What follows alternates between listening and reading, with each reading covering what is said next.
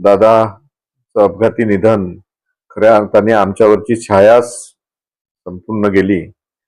ज्यांनी आम्हाला मोठं केलं, अनेक संध्या दिल्यात काम करण्याच्या, दादांनी खऱ्या अर्थाने दादांना यासाठी आठवण येते आज मला, की दादांनी काही एक कार्यकर्ता म्हणून मला नेहमी जोपासलं. दादांनी मला जिल्ह्याची जबाबदारी दिली जेव्हा आलं तेव्हा. दादांनी महासचिव बनवलं, निरीक्षक बनवलं आणि पार्टीच्या वेगवेगळ्या पदावर काम करण्याची संधी दादांनी मला मिळवून दिली. दादाचं काम, माझं काम पाहून दादा नेहमी खुश व्हायचे, नेहमी आनंदित व्हायचे की राजाभाऊ तू चांगलं काम करत आहे. अनेक दादाच्या आठवणी, दादाशिवाय दादाने दिलेलं काम कुठलंही असेल तरी मी न झगमगता ते काम करत होतो. अनेक गोष्टी दादांनी सांगितल्या होत्या की काम कसं करायचं, कसं संघटन वाढवायचं, बसून सविस्तर सांगायचे दादा की अशा चुका होऊ नये यासाठी दादा नेहमी सांगायचे. कशा चुका होतात, कार्यकर्ता कसे भरकट जातात, ह्या अनेक गोष्टी दादा एक सविस्तर आणि हास्यमय स्वभावाचा. म्हणजे असं कधीच नाही वाटलं दादांनी रागावलं तरी एखाद्या कार्यक्रमात. एकदाची घटना सांगतो की आमची मोठी पैदल रॅली होती, मोर्चा होता, सुप्रियाताई वगैरे सर्व होतं.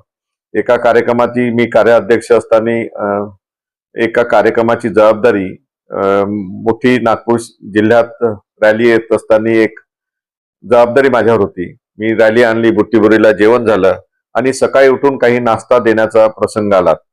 आम्ही नाश्ता दिला, पण तिथल्या आचार्यांनी रात्रीचा थोडासा भात काही कार्यकर्त्यांनी दिला. तो भात दिल्यानंतर कार्यकर्त्यांनी तक्रार केली का रात्रीचा भात आम्हाला चालला बा म्हणून. आचार्यांनी, मला काही माहित नव्हतं. दादानी स्वतःहून मला रागावलेत, कारण तुझ्या नेत्याला काही समजत नाही का म्हणजे रात्रीचा भात चालला म्हणे तुला, हा. म्हणजे अशा पद्धतीने रागावले आणि थोड्या वेळातच मग मी रॅलीत चालत होतो दादासोबत. दादांनी माझ्या पाठीवर हात ठेवला. अरे राजाभाऊ, तुझ्या नेत्याचं चुकलं, तू कुठं चुकलं, तू असाच काम करत राहा, असा आशीर्वाद सुद्धा दादांनी. एवढं मनमिळावू स्वभावाचं व्यक्तिमत्व मी कधीच बघितलं नाही. की इतके नेते बघितले, पण दादासारखं मनमिळावू कार्यकर्त्यांसोबत, लहान कार्यकर्त्यांसोबत सुद्धा मनमिळावू स्वभावानं काम करण्याची संधी, एक मोठं व्यक्तिमत्व आज मी बघितलं. संधी मिळाली मला दादासोबत काम करण्याची, वेगवेगळ्या क्षेत्रात काम करण्याची संधी मिळाली. दादांना मी माझ्या शाळेत, दादा सांगितलं दादांना की दादा मी मोठी शाळा उभी केली, मोठं कॉलेज उभं केलं. दादांनी सांगितलं किती विद्यार्थी शिकतात, मी सांगितलं दादा 10,000 विद्यार्थी शिकतात. खरंच शिकते का रे म्हणे. अशी मजाक सुद्धा घेतली दादांनी. दादाच्या पीएन सांगितलं नाही दादा, याचं खूप मोठं व्यक्तिमत्व आहे, खूप मोठे विद्यार्थी आहेत, खूप मोठं कॉलेज आहे. दादाने सांगितलं मी तुझ्या कॉलेजमध्ये नक्कीच फेब्रुवारी महिन्यामध्ये येतो आणि हे इलेक्शन झालं की मी तुझ्या कॉलेजचं जे उद्घाटन आहे ते करणार आहोत. मला खूप विश्वास होता त्या माणसावर. दादानी हेच नाही सांगितलं तर दादानी आणखी पुन्हा सांगितलं समोर जाऊन माझं काम बघून जिल्हा परिषद नगरपालिकेच्या निवडणुकाला. दादा म्हणे विदर्भातून एक आपल्याला MLC बनवायचं आहे आणि तुझंच नाव माझ्या डोळ्यासमोर आहे, तुला पुढच्या वेळेस मी MLC देणार आहो. हे सुद्धा दादानी त्यावेळेस मला एकांतात असताना सांगितलं की तू चांगलं काम कर, संघटन वाढून दाखव. जिल्हा परिषद मध्ये सुद्धा तू चांगला, जसं नगर परिषदेमध्ये सीटा निवडून आणल्या तसं जिल्हा परिषद मध्ये सुद्धा निवडून आण आणि एक चांगलं काम करून मी तुला एक चांगली संधी देतो. एक तर कमिटीवर घेईन, नाही तर तुला MLC बनवीन. इतकं दादाचा शब्द होता आणि दादाने एखाद्या माणसाला शब्द दिला तर दादा नेहमी तो शब्द पाळायचे. असा एक मोठं व्यक्तिमत्व, वडिलांसारखं व्यक्तिमत्व आमच्यातून निघून गेलं. खरंच खूप फार दुःख होतंय. कुटुंबाला दुःख झालं, सकाळपासून आम्ही रडत होतो आणि सर्व कुटुंबातले लोक रडत होते माझ्या, ही दादाची एक छाया आपल्यातून निघून गेली. एक प्रसंग आणखी आठवतो की वर्धा जिल्ह्याचा निरीक्षक असताना दादासोबत मला महापूर आला होता आणि त्या महापुरात दादाची व्हिजिट होती. दादाने मला गाडीत बसवून घेतलं, सर्वांना उतरवून दिलं. दादांनी मला गाडीत बसवून घेतलं. दादांनी सांगितलं या जिल्ह्याची काय कसं काय पूर आला याच्याविषयी तू माहिती सांग. मी दादांना पूर्ण माहिती सांगितली.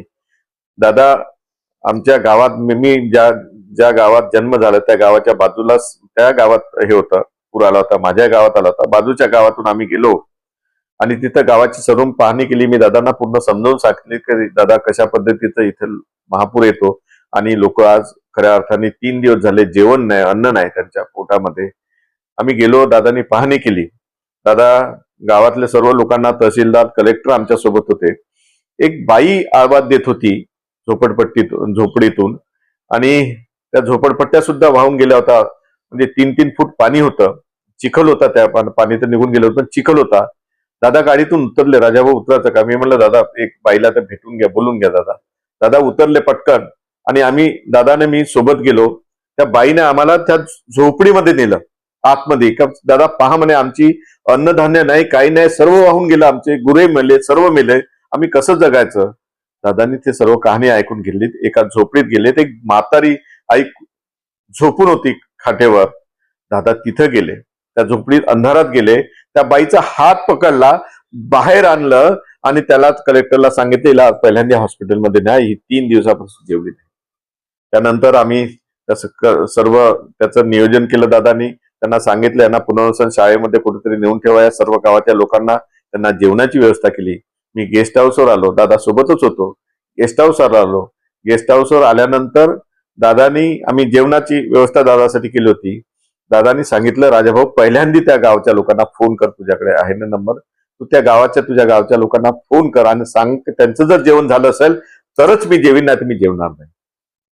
मी फोन केला, त्यांची जेवणाची व्यवस्था झाली होती. गावातल्या लोकांनी दादाशी बोलले की दादा आमची जेवणाची व्यवस्था झाली, सर्व झाली. दादांना सांगितलं आता मी जेवू का? दादा सुद्धा म्हटले त्या गावातल्या लोकांना, आता मी जेवू का? दादा लोकांनी सांगितलं, दादा तुमच्यासारखा देव माणूस आम्ही पाहिला नाही, जो खऱ्या अर्थाने आमच्या दुःखात होता ना, असं प्रेम करणारा व्यक्तिमत्व दादा होते. सामान्य माणसासाठी प्रेम करणारा व्यक्तिमत्व होते. असा दादा आमच्यातून निघून गेला. संपूर्ण महाराष्ट्राची छाया खऱ्या अर्थाने कार्यकर्त्याचा एक आधार होता, स्तंभ होता. तो खऱ्या महाराष्ट्रातला आणि देशातला आधार स्तंभ आमच्यातून निघून गेला. आम्हा सर्व कार्यकर्त्यांना फार दुःख झालं. ग्रामीणच्या जबाबदारीच्या कार्यकर्त्यांना आम्हाला दुःख झालं. मी माझ्या संस्थेतर्फे राष्ट्रवादी काँग्रेसचा जिल्हा अध्यक्ष म्हणून मी भावपूर्ण आदरांजली अर्पण करतो.